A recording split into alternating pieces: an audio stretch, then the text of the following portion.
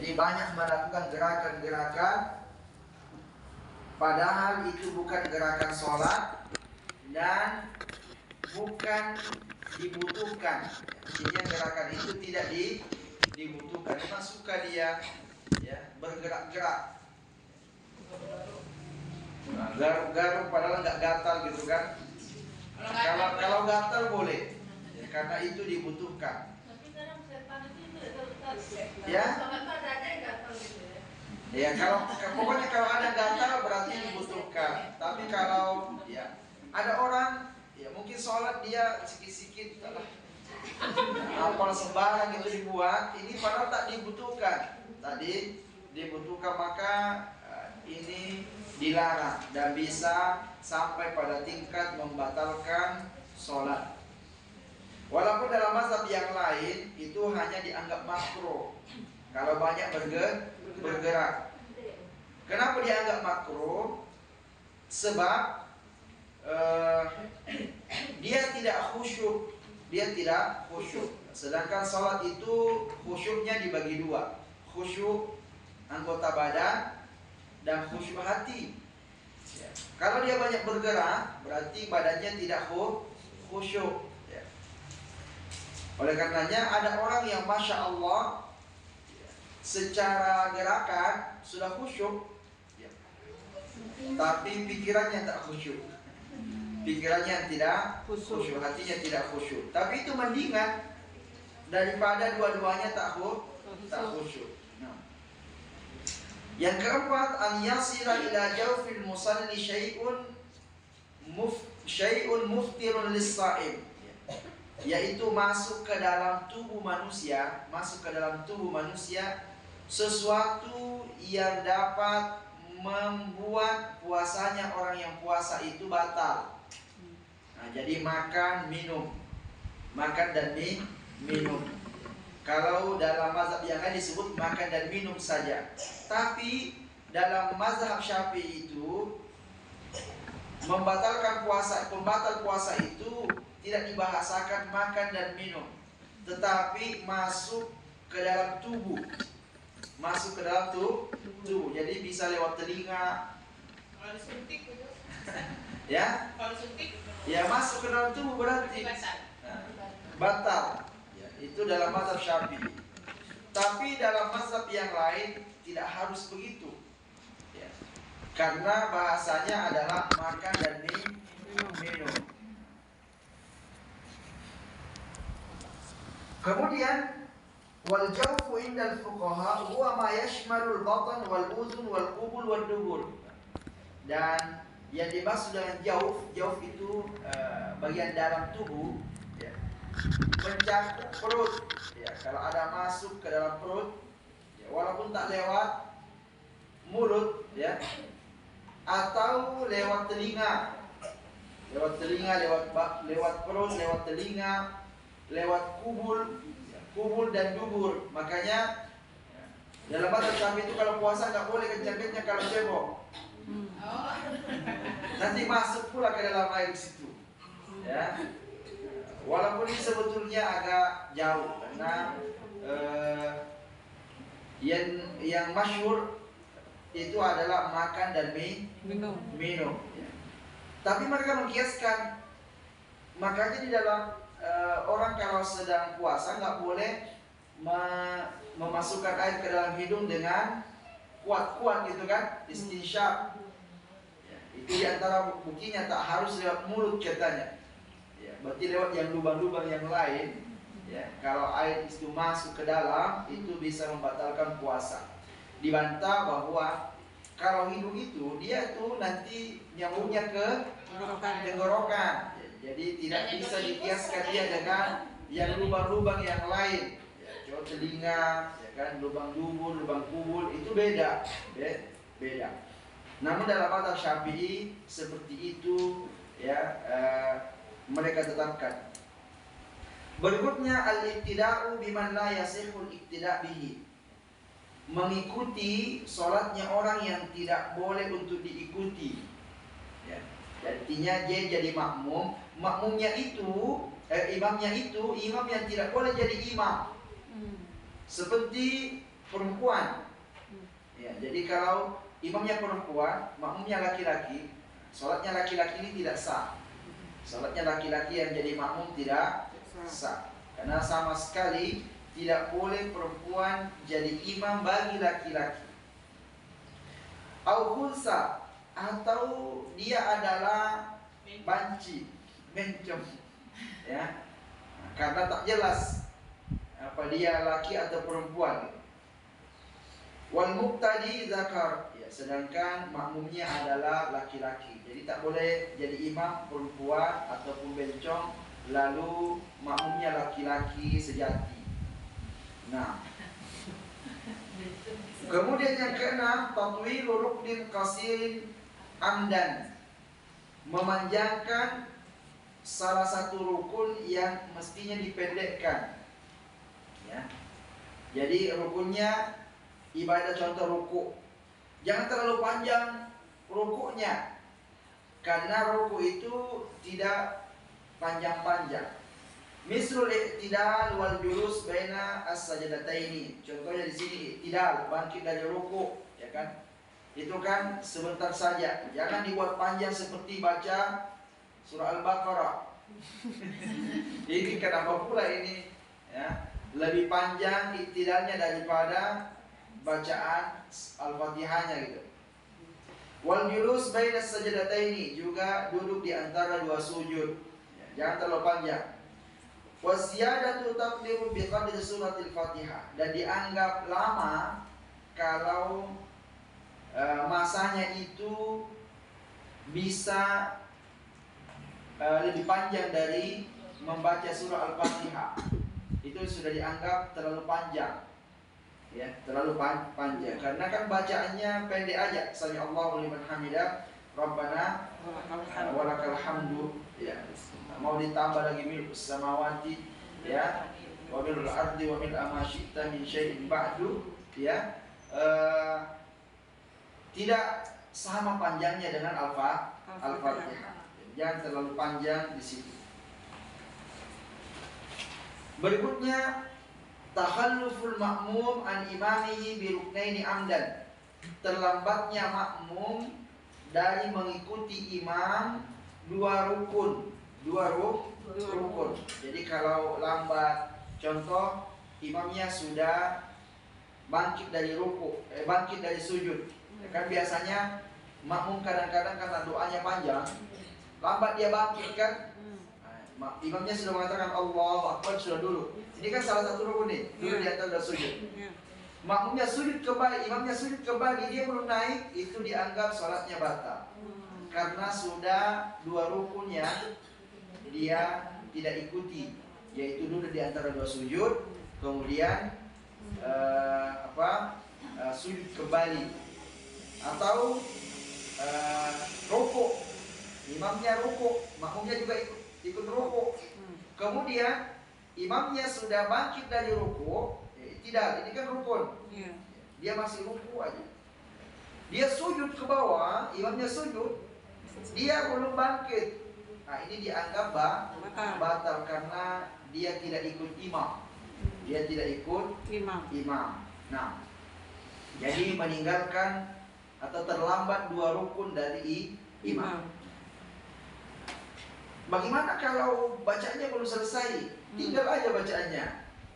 Ditinggal aja bacaannya. Enggak usah dibaca. Ya kalau baru baca subhana Allahu sami Allah. Ya bangkitlah. Karena pertama dalam mazhab Syafi'i ini membaca doa ketika ruku, bangkit dari ruku, kemudian sujud, dulu di antara dua sujud, ini bukan wajib. Ini sunnah saja. Sunnah. Masa mendahulukan sunnah meninggalkan rukun? Ya kan? Nah, ini tentu tidak betul. Ya. Kalau meninggalkan rukun sedangkan dia mempertahankan sunnah. Sama juga ketika ada orang yang sholat sunnah kemudian iqamah, dia mempertahankan sholat sunnahnya, akhirnya dia lambat masuk ke dalam sholat wajib. Tentu ini tidak boleh. Nabi mengatakan la salat idza uqimatis salatu fala salata illal maktubah. Kalau iqamat sudah dikumandangkan, maka tidak ada lagi sholat kecuali sholat wajib. Sholat sunnah mesti diberhentikan semua. Kecuali jika sudah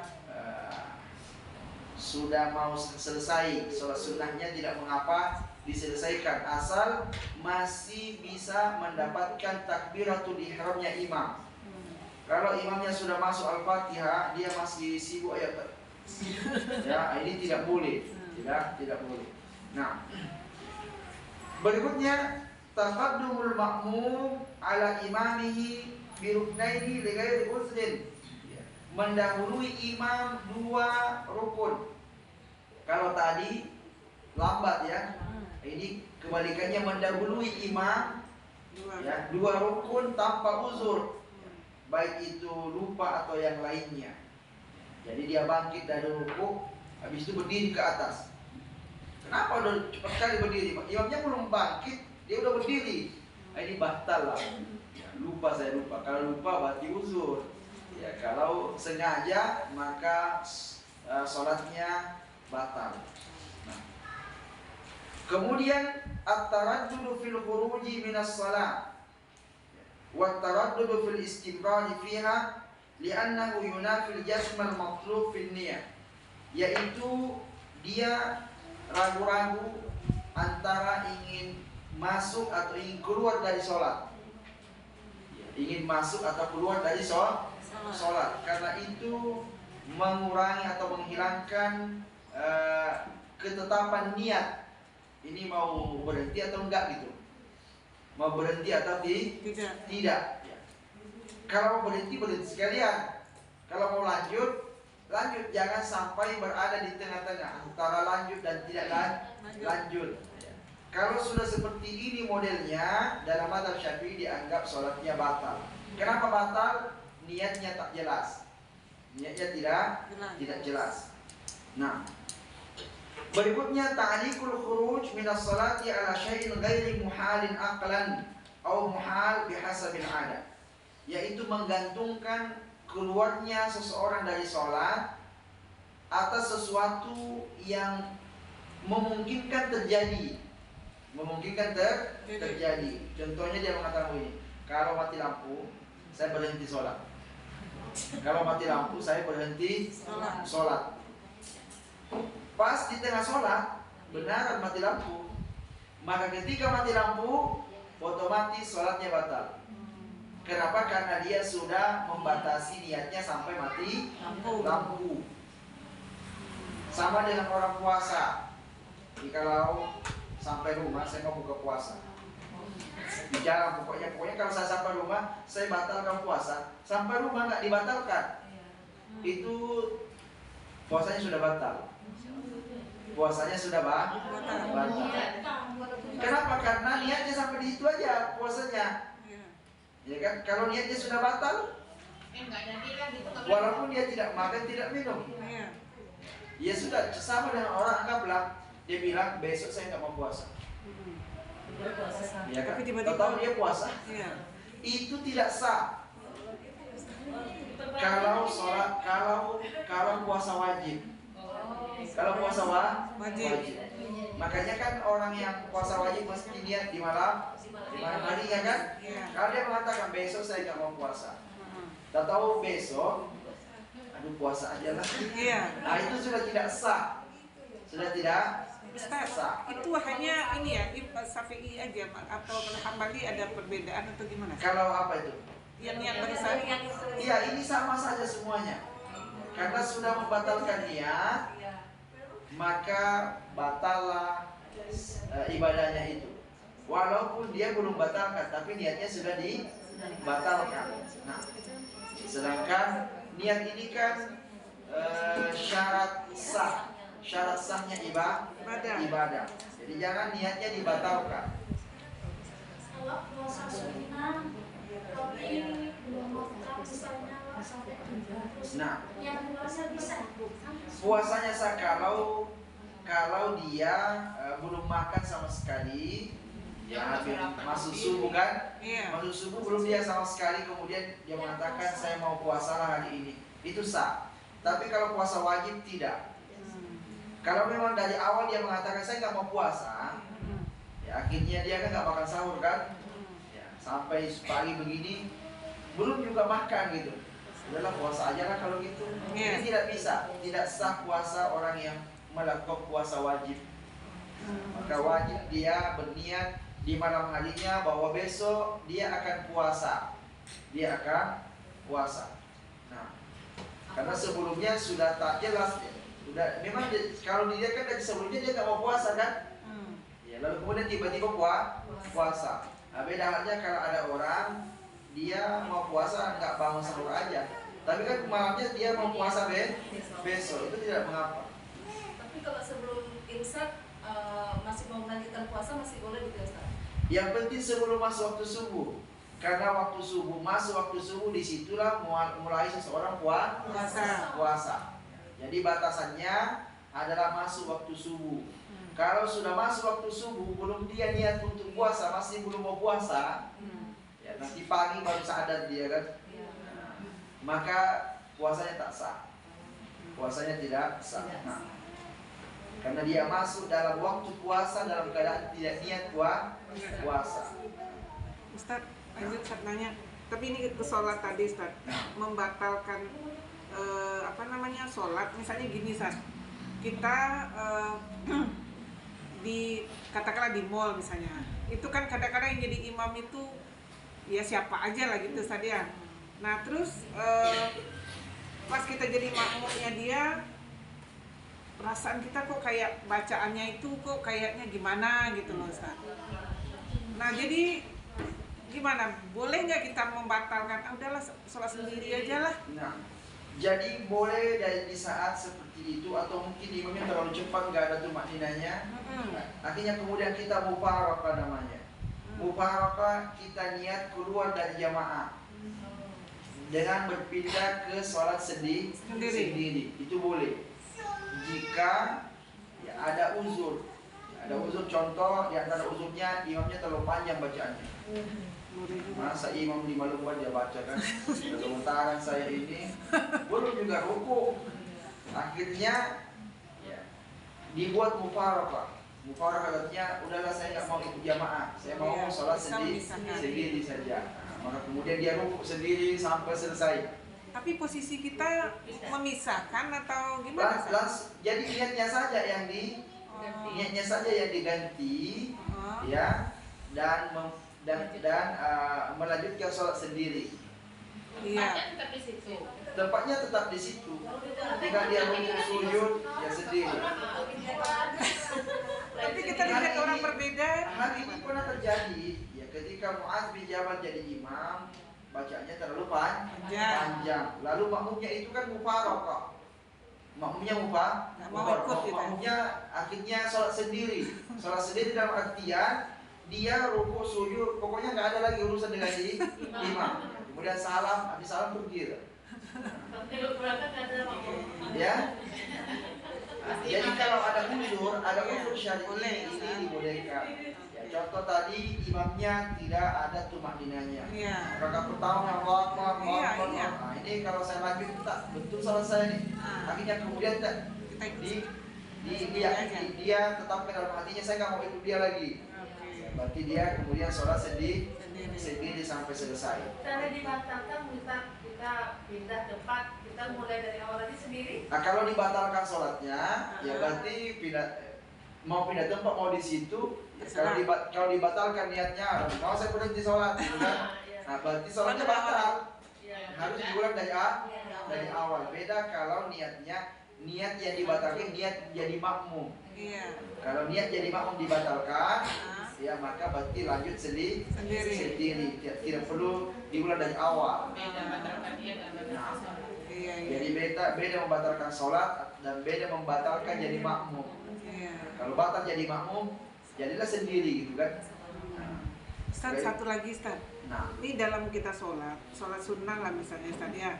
Nah ini kan jamaah perempuan, kadang-kadang kan kita mungkin karena kurang konsentrasi juga kali Ustaz, jadi nggak tahu nih kita sendiri lah misalnya, ini posisinya duduk apa gimana ya.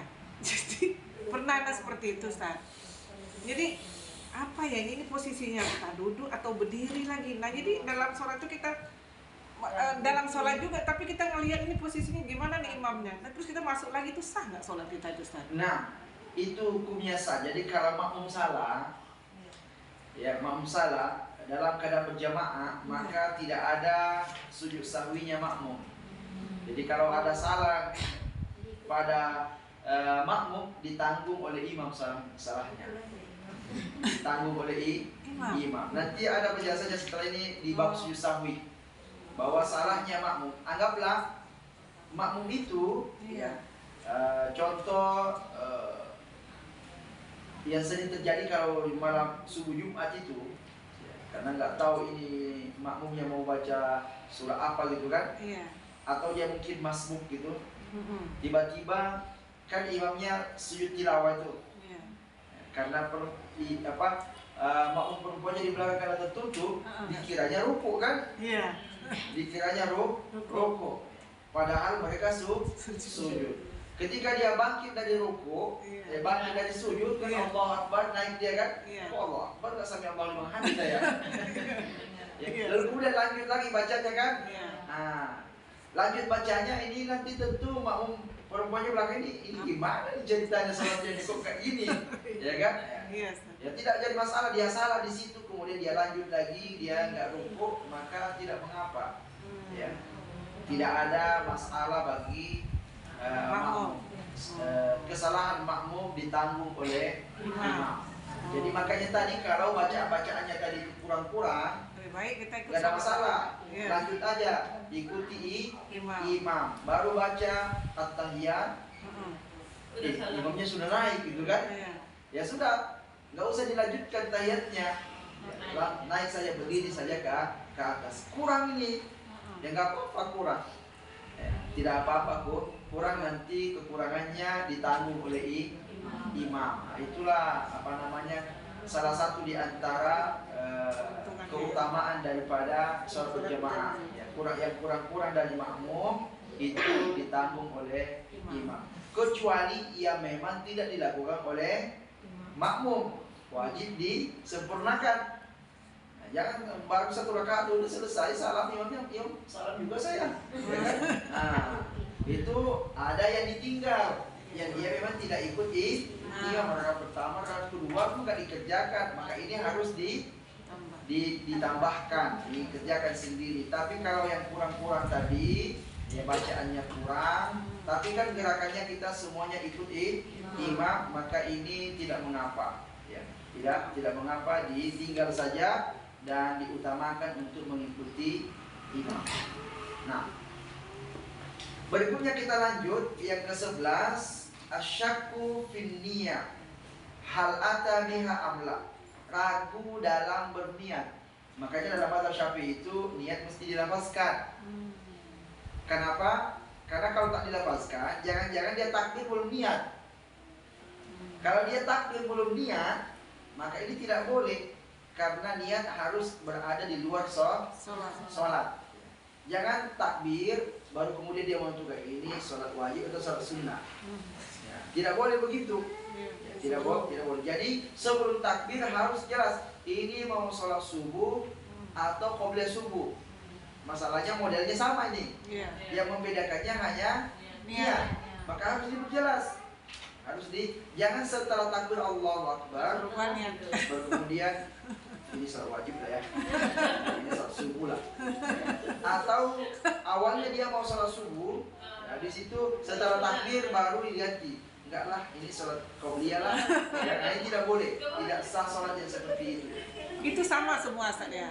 Semuanya sama. Sama semuanya. Semuanya sama. Tidak boleh merubah niat di dalam sholat. Tidak boleh merubah niat di dalam sholat. Mau ganti sholat apa dari sholat wajib ke sholat sunnah, dari sholat sunnah ke sholat wajib, tidak boleh. Kenapa? Karena itu artinya dia takbir dulu, kemudian berniat. Dan itu tidak boleh. Jadi kalau itu kita batalkan lagi dong sholatnya. Ya makanya dia ingin pembatal di sini. Ya, di bagian ke-11 ini batal sholatnya, diulang dari awal. Dari awal. Maka dalam mazhab Syafi'i tetap mereka mengatakan bahwa niat itu tempatnya di dalam hati. Iya. Tapi kenapa dianjurkan untuk dilafazkan? Supaya tak lupa. Ya, supaya tidak lupa. Ya, karena kalau diucapkan kan berarti pasti yang di hati itu ikut gitu. Yang di hati ikut.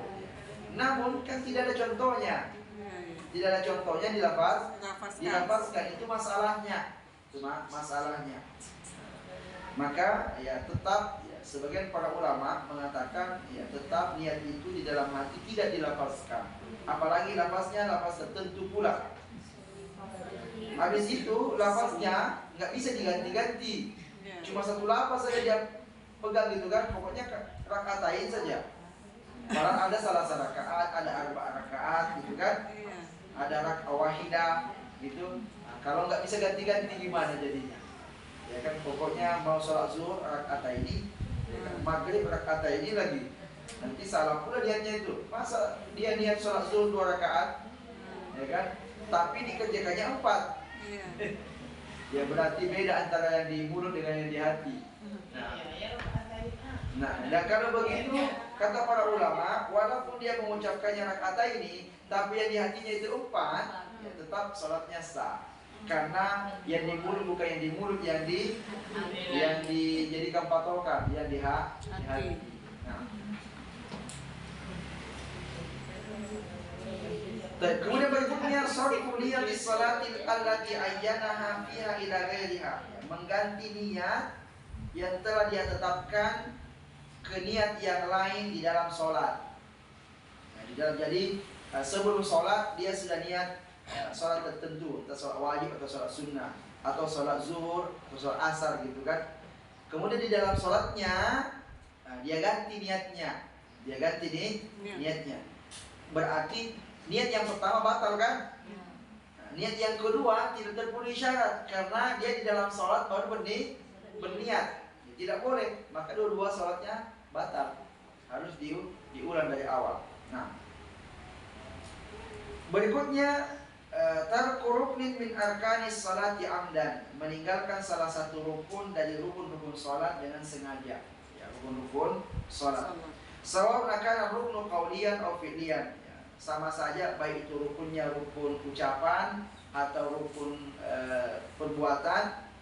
Mithlu tarki ar-rukni tarki itmami wa mithlu tarki ar-rukni tarki itmami, dan sama saja dianggap meninggalkan rukun kalau dia tidak menyempurnakan rukun itu. Contoh rukunnya tidak sempurna. Berarti sama dianggap dia tidak melakukan rukun atau dia meninggalkan rukun, maka batallah salatnya. Yang terakhir inqidha'ul muddah allati yajuzu lil lamisi al-khuffiha al-mas alaihi, habisnya masa bolehnya seseorang untuk mengusap di atas sepatu, ya, tapi masih dia usap di atas sepatunya, berarti kan wudunya tidak sah. Ya, kan ada namanya mengusap di atas sepatu. Bagi musafir itu 3 hari 3 malam. Kalau bagi mukim sehari semalam. Ini bagi mukim, dia mukim udah 3 hari masih aja diusap-usap gitu.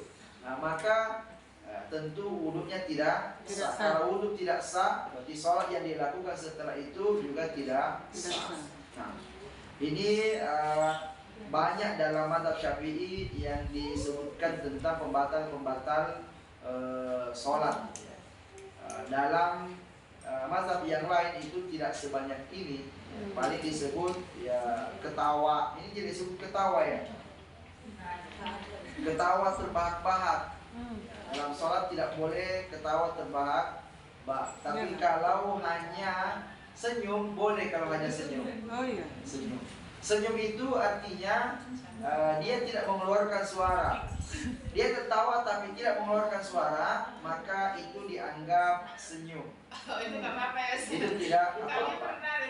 Jadi pokoknya dia sholat. Ustaznya itu bacaannya itu gimana gitu ya? Karena kita udah belajar tahsin kita tahu ya. Jadi bahasa Al-Fatihahnya itu lain gitu ya. Jadi kami tuh agak ketawa tapi nggak terbawa. Nah, tapi kalau mengeluarkan suara, ulang sholatnya. kalau ketawa awaknya mengeluarkan suara, maka batal sholat. Tapi kalau tidak sampai keluar, maka tidak membatalkan sholat. Nah, Ustaz, misalnya Ustaz, kita kan ada sunnah-sunnahnya juga, apa namanya, seperti kita mengusap itu Ustaz ya, mengusap kuf itulah tadi. ya. Misalnya kita nggak ada rusuh, misalnya kita di rumah kita gitu, tapi kita pengen cobalah melaksanakan sunnahnya, kita pakai mengusap itu, kita ini kan, itu bagaimana Ustaz? Itu boleh. Itu Boleh. boleh. Jadi umpamanya di rumah dia pakai kaos kaki yang panjang gitu kan, agak tebal. Ya, karena nggak ada masalah.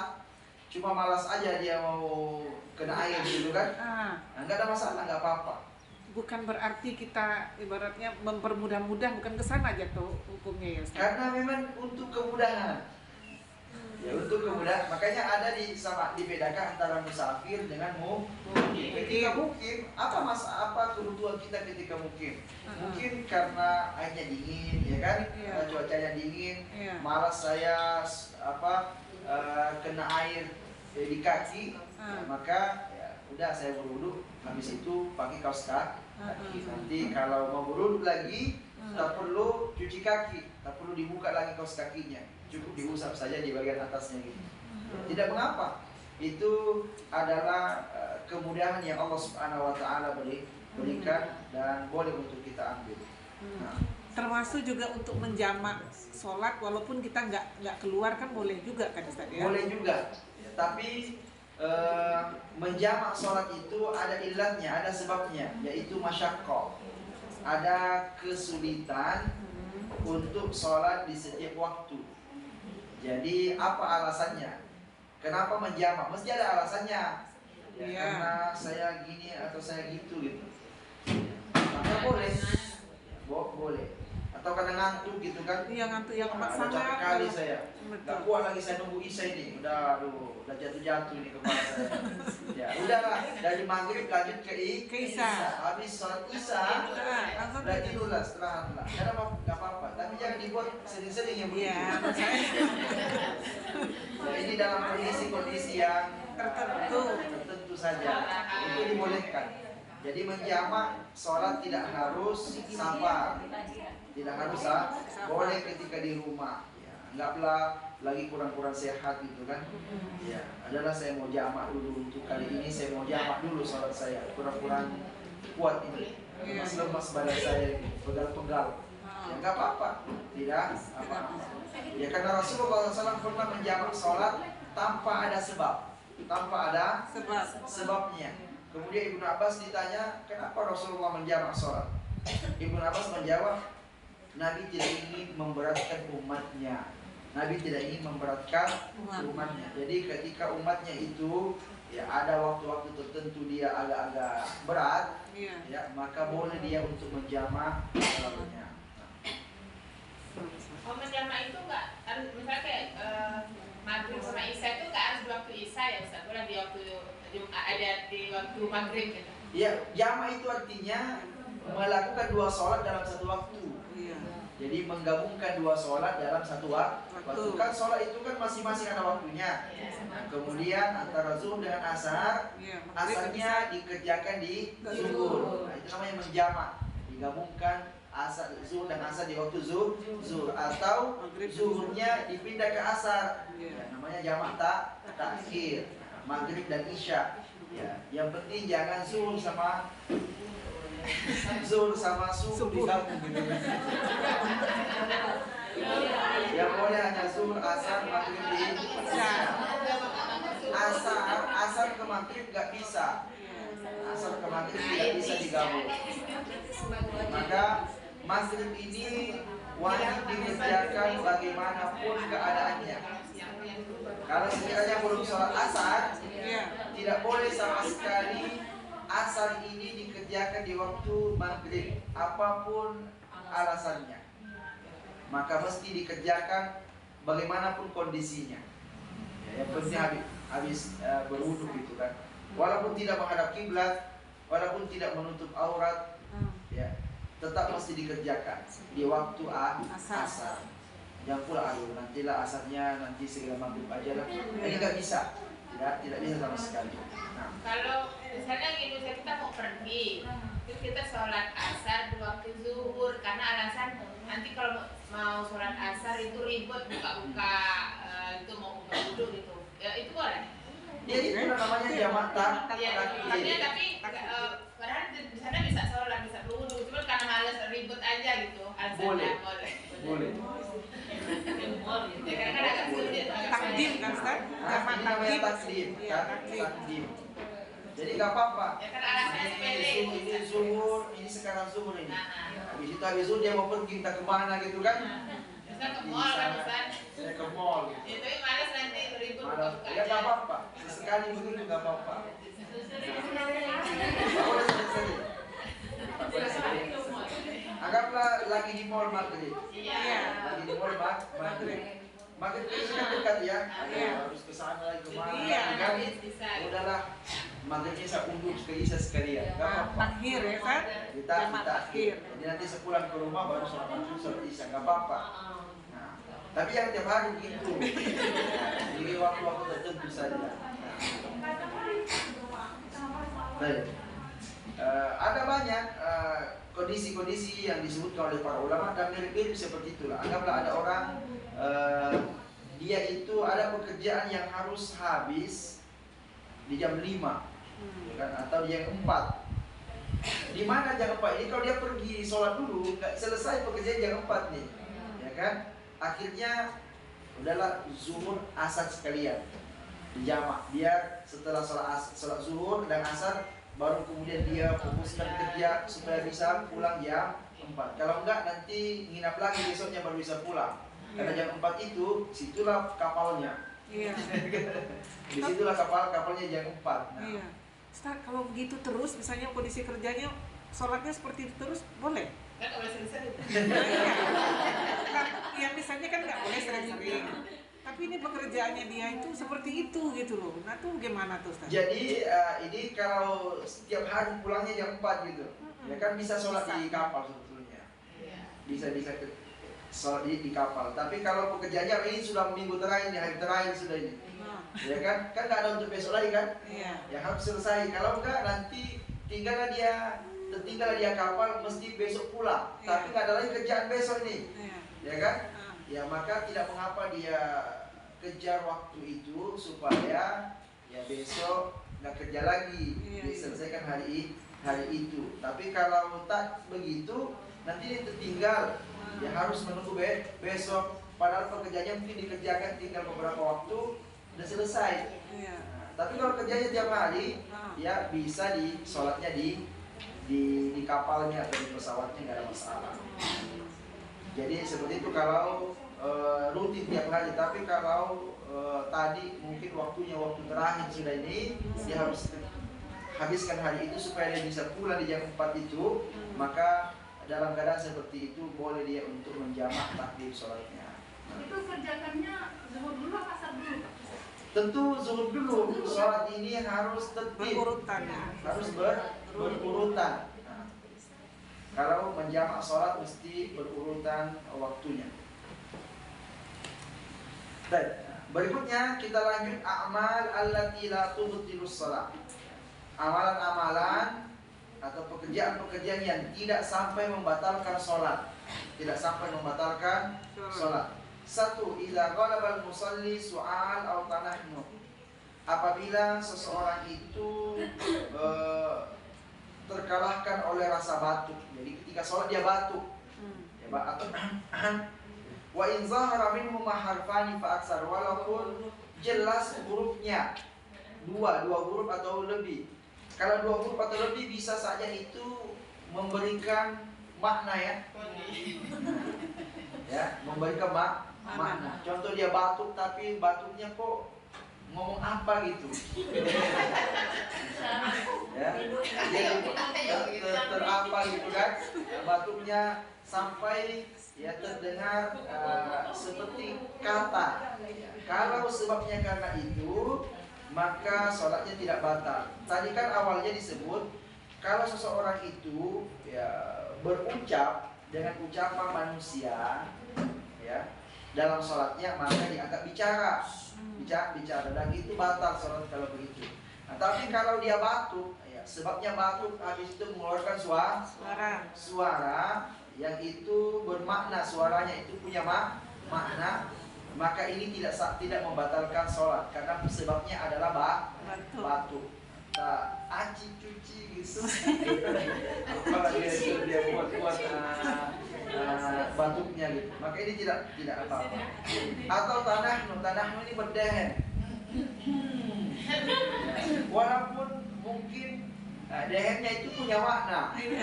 Punya makna. Tapi kan dia asalnya tidak bicara. Itu boleh. Tidak bicara, dia berdehen saja. Kadang-kadang untuk apa gitu. Maksudnya itu jangan coba-coba kamu lakukan itu, ya kan? Jadi tapi itu kan bukan bicara. Nah, maka yang seperti ini tidak membatalkan sholat. Yang kedua, kasirul fi'li idza kana li syiddatil jarabi aw khafifihi, yaitu banyak bergerak disebabkan karena gatal, baik itu gatalnya sangat gatal ataupun biasa saja, kemudian digaruk, itu tidak mengapa, ya, tidak mengapa. Fahuna taharrukun lihaja, di sini geraknya karena dibutuhkan, daripada kita tahan gini-gini, nah, lebih banyak lagi geraknya kan. Wa yu'rafu kasratul fi'li wa qalilihi bil urfi, ya, dan bisa diketahui banyak gerak atau sedikit itu dari kebiasaan, ya, dari penilaian orang. Ini kalau begini udah banyak, kalau ini masih dianggap sedikit. Intinya kalau menggaruk, ya, yang gatal pada anggota badan ini tidak mengapa. Ataupun ya, bergerak karena memperbaiki pakaian, ya, apalagi kalau anginnya tiup dikit-dikit, dibalikin naik lagi, dibalikin naik lagi, tentu berulang-ulang. Itu tidak mengapa jika untuk memperbaiki pakaian atau menggaruk sesuatu yang gatal, karena masuk dalam kategori gerakan yang dibutuhkan dalam sholat. Berikutnya, qatlu hayyatin aw aqrab, membunuh ular atau kalajengking. Ya, boleh membunuh ular atau kalajengking di dalam sholat, dan sholatnya tidak batal. Ya, kalau ularnya kecil. Kalau ularnya besar, lari lah kita kan. Kalau lari, ya tentu batal lah sholatnya kalau lari, karena pasti dia akan badannya pasti akan berpindah dari arah kiblat. Berikutnya at-tasbih lirrijal idza nabahu syai'un fi sholati. Ya, boleh bertasbih bagi laki-laki kalau ada sesuatu yang ditegur dalam sholat. Ya, imamnya salah kemudian dia tegur dengan mengatakan subhanallah. Ya. Au izar a'ma, atau memperingatkan kepada orang yang buta. Mungkin dia lewat situ mau nabrak gitu kan. Nah, kita mau bilang nabrak, itu batal sholat kita karena ucapan manusia. Gimana cara menegurnya? Kita mengatakan subhanallah supaya dia berhenti. Tapi yang butanya pula apa pula subhanallah. Dia nggak tahu pula. Gitu kan. Wa amma bin nisbati lil mar'a 'alaiha at-tasbih. Adapun bagi wanita maka dengan tepuk tangan. Jadi tepuk tangan itu ya, boleh tidak kita tepuk tangan ini? Enggak. Ya. Hah? Enggak boleh. Dalam sholat aja boleh. Jadi disebutkan wanita boleh tepuk tangan. Oh iya. Ya di sini mau tepuk tangan. Hukumnya boleh bagi wanita. Oh iya. Oh, misalnya kita ada acara tepuk tangan gitu. Boleh, Sa? Boleh bagi wanita. Oh, Laki-laki ya nggak boleh? Laki-laki ya tak boleh. Kenapa, Sa? Nah, karena buktinya dari dalam sholat saja kan punggung. wanita boleh tepuk tangan. Tepuk tangan. Masa di luar sholat nggak boleh, di dalam sholatnya boleh? Hmm. Ya kan?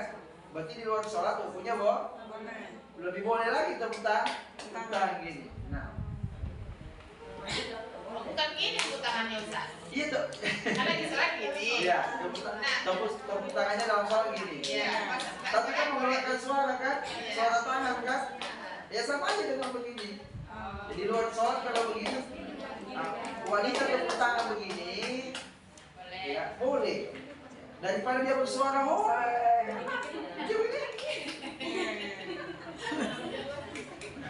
karena kenapa wanita itu kenapa dia tidak tasbih di dalam sholat? Karena suaranya tak boleh terdengar, ya kan? Jadi kalau di luar sholat daripada dia hore, begini aja, ya kan? Supaya suaranya tidak keluar. Orang kalau gembira biasanya kan hore gitu. Ya, rupanya kalau gembira jangan bilang hore. Nah, sebagai pengganti daripada suaranya. Nah, kemudian al-qalilu minal khutuwat, yaitu sedikit berjalan 2-3 langkah hukumnya boleh. Berpindah dari tempat sholatnya entah ke kiri, entah ke kanan, atau ke depan, atau ke belakang. Kalau langkahnya itu tidak banyak, ya, kalau terlalu banyak langkahnya, nah ini tidak diperbolehkan tentunya kalau terlalu banyak. Kenapa? Karena itu bisa mengganggu ya sholatnya. Tapi kalau cuma 2-3 langkah, ya tidak mengapa. Sebagaimana disebutkan bahwa ya, Nabi SAW pernah ya, membukakan pintu untuk Aisyah, gitu ya. Dan itu kalau kamar ya berapa langkah lah kalau dalam kamar kan, ya tidak jauh. Jadi makanya dibatasi langkahnya tidak banyak. Atau biasanya kalau di shop laki-laki itu yang di depannya batal, yang di belakangnya maju. Paling 2-3 langkah sudah sampai. Atau mungkin ada orang yang sutrahnya pindah, karena orang yang dijadikan sutra ya, habis sholat berjalan dia kan, kemudian dia mau mendekat ke sutra berikutnya dengan 2-3 langkah, tidak mengapa. Nah, ini beberapa gerakan-gerakan yang dia masih dimaklumi di dalam sholat sehingga tidak sampai pada membatalkan sholat. Begitu juga ucapan-ucapan yang bisa dimaklumi seperti tasbih, kemudian tepuk tangan, dan juga batuk, ya, berdehem, ya, itu semuanya dibolehkan di dalam sholat. Nah, berikutnya masih ada pertanyaan, dipersilakan. Nah, sholat subuh berjamaah di masjid, terus dia ketinggalan ketika imam udah 2 rakaat, menjelang biasanya kan dimaksudkan ada kunut, udah kunut, berarti dia tambah 1 rakaat atau 2 rakaat. Kalau dia mendapati imam di rakaat kedua sudah bangkit dari ruku, maka dia tidak dapat jamaah. Berarti dia mesti tambah 2 rakaat.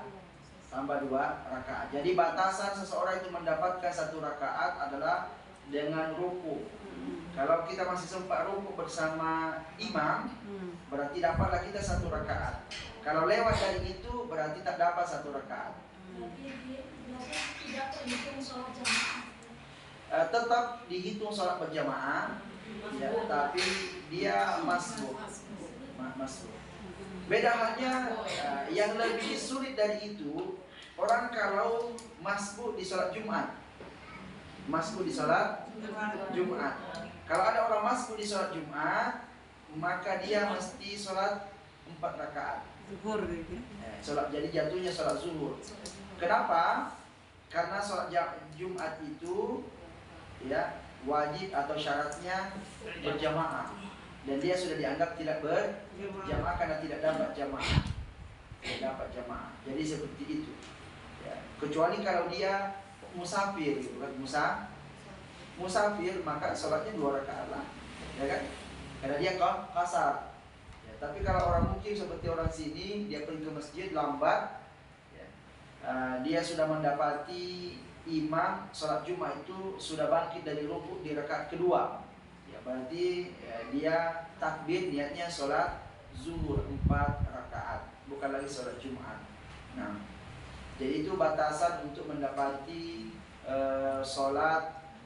mendapati 1 rakaat. Walaupun ada di antara pendapat ulama yang lain, kalau dia tidak mendapati lagi bacaan Al-Fatihah imam, Ini seperti pendapat Imam Al-Bukhari begitu. Jadi kalau sudah lewat Al-Fatihah sudah dianggap masbuk 1 rakaat. Namun kita dapati beberapa perbuatan-perbuatan sahabat yang mereka ternyata karena saking tak maunya masbuk, jadi ketika masuk masjid dia dapati imam sudah ruku. Ya kalau dia berjalan sampai soft, dia pasti terlambat. Gimana caranya? Dia ruku di pintu. Jadi baru masuk, dia ruku, kemudian dari rukuknya dia jalan. Dan ternyata dengan cara itu dia masih dianggap mendapatkan 1 rakaat. Nabi tidak suruh dia ulang, atau dia tidak disuruh tambah gitu sholatnya karena kurang. Ya, tapi Nabi hanya mengatakan zadakallahu hirsan wala tu'id. Ya. Semoga Allah Subhanahu wa taala menambahkan semangatmu dan kamu tak perlu ulang. Jadi dianggap sah sholatnya begitu. Juga Ibnu Mas'ud pernah sholat dan dia lambat. Dia menemukan imamnya sudah ruku. Kemudian dia langsung ruku. Orang sebelahnya pun ikut sama. Ternyata orang sebelahnya ini dia anggap masbuk 1 rakaat. Maka setelah imamnya salah, yang sebelahnya ini berdiri ke atas. Ya, dia mau menambah 1 rakaat. Oleh Ibnu Mas'ud ditarik tangannya, duduk kembali ke bawah, lalu mengatakan kita sudah cukup. Ya, sudah cukup. Jadi itu menunjukkan bahwa seorang makmum kalau masih mendapati rukuknya imam, maka dia dianggap mendapatkan 1 rakaat. Karena hadisnya begitu mengatakan begitu. Pas kita baru aja ruku, imamnya langsung berdiri walaupun kayak gitu tetap dapat 1 kan? Kalau belum sempat baca. Kalau dia dalam keadaan tumakninahnya terpenuhi, maka cukup walaupun tidak baca apa-apa. Tapi kalau tumakninahnya tidak ada, maka berarti dianggap tidak dapat. Jadi kita pas ruku imamnya langsung berdiri kan, tidak ada jeda kan? Nah, karena tidak ada jeda berarti tidak dapat. Karena tidak ada tumakninah. Nah, tapi kalau masih kita ruku gini, ya, kemudian imamnya bangkit, masih ada jedanya sedikit, ya, maka berarti hukumnya masih dapat, karena dapat tumakninah. Nah. Tanya Ustaz, misalnya dalam perjalanan di hari Jumat, terus suami mau sholat Jumat di masjid. Nah, kita yang sebagai perempuan ini apa ikut sholat juga di masjid atau nunggu mereka selesai sholat? Nah, boleh wanita ikut sholat Jumat di masjid dan itu sudah cukup baginya. Ya, tak perlu lagi sholat zuhur. Nah, jadi kalau mau ikut sholat Jumat, ya, tapi kan kalau ikut sholat Jumat ikut sholat berjamaah kan? Iya. Ya, walaupun dia mungkin di luar dengan khutbah, pas sholatnya dia ikut sholat bersama dengan imam, maka itu sudah cukup baginya. Dikatakan bahwa sholat Jumat itu kan tidak wajib bagi wanita. Tidak wajib, tapi kalau dia ikut sholat, maka hukumnya gugur kewajibannya. Sama dengan sholat jamaah bagi wanita di masjid, kan tidak wajib kan? Kalau wanitanya pergi sholat di masjid, nah, apakah itu kan hanya sunnah saja? Nanti pulang ke rumah sholat lagi? Enggak kan? Ya sama lah itu dengan sholat Jumat tadi. Ya, kalau dia ikut sholat Jumat, maka sholat zuhurnya sudah terpenuhi. Ya, jadi tidak perlu lagi sholat zuhur lagi setelah itu. Dan beberapa sekolah, beberapa pondok, ya, wanitanya ikut sholat Jumat, karena tidak ada keberatan bagi mereka. Kenapa sholat Jumat tidak diwajibkan bagi wanita? Karena itu memberatkan bagi mereka, memberatkan. Walaupun sekarang tak berat lagi sebetulnya. Dulu di masa Nabi berat. Ya, orang datang ke Masjid Nabawi bisa berjalan sampai 3-4 kilo. Ya, sambil gendong anak pula kan siang-siang. Nah, berat lagi bagi mereka. Ya, maka tidak diwajibkan bagi wanita. Nah, ya, tapi kalau di dalam pondok, masjidnya di depan asrama pula kan. Ya, apa yang menghalangi dia tidak ikut sholat Jumat? Justru itu lebih baik bagi mereka sebetulnya, karena dia bisa mendengarkan khutbah, ya, sholatnya juga cuma 2 rakaat. Nah, jadi boleh bagi wanita ikut sholat Jumat walaupun tidak wajib. Nah, ada pertanyaan yang lain? Karena pembahasan sujud sahwi ini butuh konsentrasi. Butuh konsentrasi. Karena tadi waktu saya baca terjemahannya agak pusing saya memahaminya. Nanti saya baca Arabnya baru saya paham. Ya, dengan betul. Oh, begini maksudnya. Ya. Tapi nggak apa-apa, coba dibaca dulu terjemahannya buku itu. Ya, mudah-mudahan bisa dipahami dengan baik. Ya, nanti pertemuan berikutnya baru kita cocokkan. Ya, sesuai nggak dengan yang dipahami dengan yang saya pahami. Nah. Jadi kalau ada pertanyaan yang lain bisa ditanyakan.